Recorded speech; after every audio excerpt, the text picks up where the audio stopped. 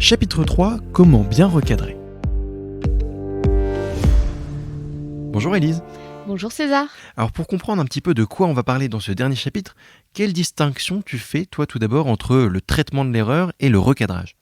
Alors, le traitement de l'erreur, ça va être quand une personne fait une erreur, c'est pas volontaire, en tout cas c'est la première fois que ça se produit, et donc je sens qu'il y a une vraie alerte à mettre auprès de la personne, mais c'est pas un recadrage où je vais lui faire un feedback un peu plus musclé sur le fait que je trouve qu'elle a une certaine responsabilité dans le sujet. Il y a une dimension intentionnelle différente de... l'erreur globalement c'est le simple petit oubli ou la petite distraction, là où le recadrage on est plus sur une faute. La personne avait la possibilité de faire autrement et elle n'a pas voulu, c'est ça ? Oui, alors souvent on demande est-ce que le collaborateur savait qu'il devait faire d'une certaine manière ? Est-ce qu'il pouvait le faire d'une autre manière ? Et est-ce qu'il en avait envie ? Et effectivement, si on détecte qu'à un moment, la personne savait ce qu'elle devait faire, elle pouvait aussi faire différemment, mais elle n'avait pas envie de le faire, là on va être dans un recadrage. Alors, comment on recadre bien ? Comment on recadre bien ? Disons que la première chose, je pense que c'est d'avoir en tête vraiment quelle est mon intention quand je vais recadrer.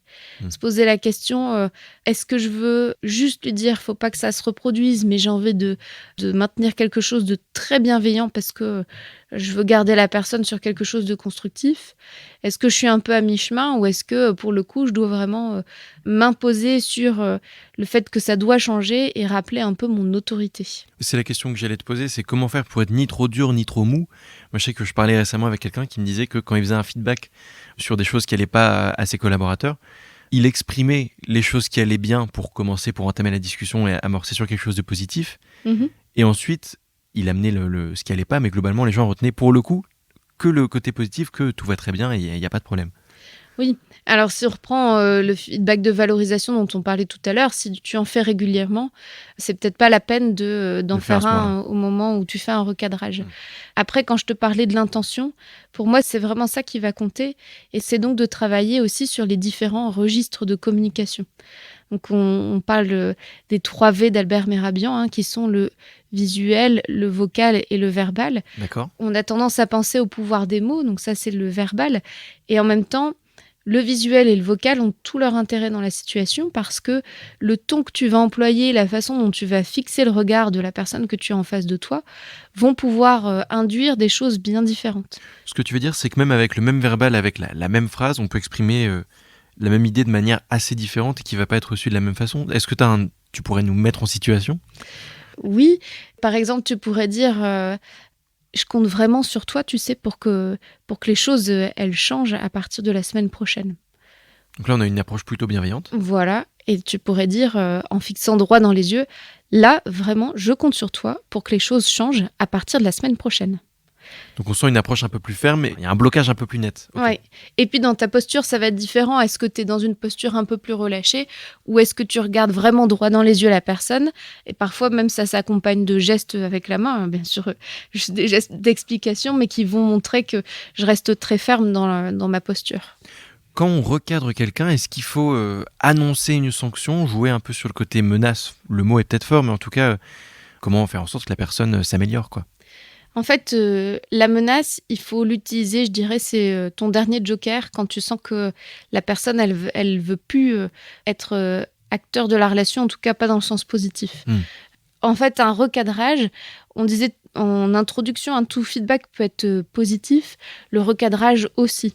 Si ça se transforme en une menace avec une sorte de flicage après le recadrage, il n'y a pas d'intérêt. Tu peux être sûr que ça nuit à la relation. Ouais. Potentiellement, parfois, tu as un enjeu à faire ça parce que le collaborateur en face de toi, il est peut-être un peu rebelle. Tu sens qu'il n'a pas envie de faire l'effort d'être dans quelque chose de constructif avec toi. Oui, c'est vrai. Donc forcément, tu te retrouves un peu obligé de faire ça. Mais sinon, l'idée d'un feedback de recadrage, c'est toujours d'orienter vers une solution, vers du positif à la sortie. Et donc, dans ces cas-là, je pense que parler de la sanction, il faut le faire de manière habile. C'est-à-dire que de pouvoir faire en sorte que le collaborateur soit conscient quand même que ce comportement s'expose à des sanctions, je pense que c'est quand même important. D'accord. Mais comme on le disait, il y a des façons de le dire. Si à un moment, je te dis, tu sais, ça m'embêterait vraiment que ça se reproduise parce que derrière, il y a des sanctions qui peuvent tomber de l'ordre de la mise à pied, de la lettre, de je ne sais quoi. Ouais. Si par contre, je dis tout de suite, tu sais, ce genre de comportement, ça vaut une sanction et donc la prochaine fois, tu l'auras, c'est un peu différent. Avoir le message qu'on a envie de faire passer, je pense que ça dépend vraiment des cas, mais il faut avoir conscience que ce genre de choses, ça peut avoir un effet intéressant comme un effet qu'on n'avait pas Tout envie de... dépend de la personne en Ouais. face, ouais, complètement. Élise, est-ce que tu aurais une méthode pour bien recadrer? Alors, les méthodes du recadrage, finalement, elles sont comme sur la construction, hein. Tu vas reprendre les éléments comme l'OSBD, par exemple, Ouais. avec une intention beaucoup plus ferme. C'est-à-dire que tu vas peut-être moins laisser de place à l'échange, tu vas quand même en avoir, mais tu vas être moins ouvert à des propositions de la personne en face de toi. Et après, si tu n'es pas à l'aise de parler de sentiments besoins dans cette démarche-là, tu peux remplacer cette phase par souligner les incidences, soit pour l'entreprise, soit pour le client, soit pour le service. Et là, tu vas être plus sur des conséquences factuelles.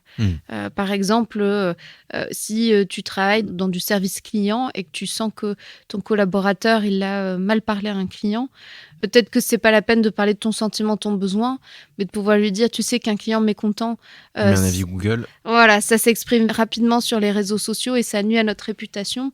Or, on sait que nos prospects qui voudraient nous rejoindre sur la relation client, ils lisent ces commentaires-là pour choisir leur prestataire. Et donc, on ne peut pas laisser passer ce genre de comportement. Effectivement, tu seras peut-être plus efficace de dire ça m'inquiète, etc. Pour le coup, parler d'incidence factuelle, ça peut être une bonne option. Super, c'est très clair. Justement, si on parle un petit peu de l'attitude de la personne en face, j'imagine qu'il s'agisse du recadrage comme de la construction. Voilà, on a vu qu'il faut tenir compte aussi de globalement ce que la personne nous renvoie pour adapter son discours. Alors j'ai 2 cas sur lesquels je voudrais te poser des questions. Premier cas, comment faire quand la personne qui reçoit le feedback n'exprime rien, ne renvoie rien, t'es face à un mur, tu donnes ton feedback sur ça va pas, comment tu fais pour mettre la personne en action quand elle-même ne veut pas? En fait, il faut se poser la question, est-ce que c'est dans son habitude de ne pas réagir ? Si c'est quelqu'un qui parle peu, il faut potentiellement peut-être lui poser des questions comme dans d'autres situations où cette personne ne parle pas beaucoup. Ouais. Poser des questions, parfois des questions plutôt fermées pour l'obliger au moins à dire oui ou non pour te mettre sur la piste. Et donc essayer de creuser un petit peu. Après, tu vas aussi avoir des personnes qui ont l'habitude de ne pas réagir. Et c'est plutôt dans le cas où je te disais tout à l'heure, c'est des personnes qui sont pas forcément dans une optique de rester constructifs et donc du coup qui vont par leur non-réponse te montrer que elles ont pas Un envie. refus, ouais. Ouais. Donc là, je dirais il y a une forme de lâcher prise, de se dire dans tous les cas, mon rôle de manager, c'était de faire ce feedback-là. Maintenant, j'aimerais que ce soit constructif, mais ça, c'est peut-être pas de mon côté que ça se joue. Bon, et qu'est-ce qu'on fait quand on est face à quelqu'un qui parle pas, alors que d'habitude, on a quelqu'un qui est plutôt loquace? Là, il faut se poser la question, comment la personne, elle vit ce que je viens de lui dire. Et très clairement, ça peut être parfois lourd à digérer. Besoin de quelques jours pour Ouais, t'en c'est remettre. ça. Donc, moi, je pense qu'il faut peut-être différer l'échange dans ces cas-là. Exposer les choses et proposer à la personne, écoute, prends le temps de réfléchir à la situation, de te poser là-dessus, et puis on en reparle de manière constructive d'ici quelques jours. Je pense que ça vaut le coup de le faire parce que les réactions à chaud, elles sont pas forcément idéales dans ce genre de contexte, surtout si on tient à la relation. Si on parle de réaction à chaud, justement, comment on fait quand on est dans le cas contraire, quelqu'un qui s'emporte, qui est un peu susceptible et qui voilà, peut avoir une posture agressive dans la réception du feedback? Comment on fait pour gérer ça et ramener les choses sur le bon terrain? Je pense qu'il faut éviter de rentrer dans un duel. Si tu commences à essayer de lui montrer qu'il a tort, d'être dans l'opposition, tu risques d'attiser les flammes. Et je pense que c'est pas forcément la solution. Non. L'idée, c'est peut-être d'aller travailler un peu son écoute active, essayer de comprendre ce qui se passe pour la personne, pour pouvoir, quelque part, d'une certaine manière, l'écouter et l'apaiser dans les réactions qu'il peut avoir, parce que c'est peut-être légitime, il y a peut-être des émotions qui sont fortes et difficiles à maîtriser. Complètement. Donc, c'est la première chose. Et après, pareil, ça peut être aussi de différer l'échange en disant, j'entends que pour toi, ça suscite beaucoup d'émotions. Moi, j'aimerais qu'on ait une discussion qui soit peut-être plus posée parce que c'est important pour moi qu'on reste dans quelque chose de constructif. Ce que je te propose, c'est qu'on en un nouveau discute, point 48 heures après, histoire de pouvoir avancer et en même temps laisser à la personne le temps d'encaisser le choc. Et tu vois, j'appelle ça un OSBD d'urgence, parce que finalement, je viens de te faire un mini OSBD. En disant, je constate que ça monte dans les tours. Je suis mal à l'aise parce que j'aimerais quand même que ce soit plus constructif entre nous. J'ai besoin de pouvoir être dans le dialogue avec toi, donc je te propose. Donc tu vois, c'est une petite OSBD d'urgence. Puis ça nous permet aussi de voir comment formuler l'OSBD de façon assez simple. Exactement. Merci Élise pour ces clés qui nous aident à aborder les situations les plus compliquées. Je te propose maintenant qu'on passe au dernier chapitre, comment bien vivre un feedback.